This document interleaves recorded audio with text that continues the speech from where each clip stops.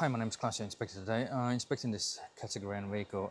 Basically, I'm stopping this inspection because I have found the bodywork is not of satisfactory quality. Because the whole vehicle previously has been resprayed. There's some damage repairs on a roof as well. Obviously, previous repairs, visible resprays, bumper, boot lid replaced, wiring replaced, poor visual standard on this quarter. Resprayed, poor respray on this section of the vehicle. There's obviously various scratches on the vehicle present, loads of blemishes, light scratches, fish eyes on a plastic boot lid.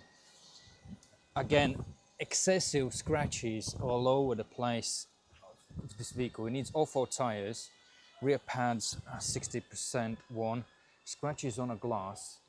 Interior showing it is a bit obviously dirty. Everything is not sort of finished, not put back. The roof liner. There was thousands of faults present on this vehicle. I have cleared them. It has the tools. Everything is messy. These are not fitted, so they're not. It's not completed to me, so it needs a service. This part of the service history.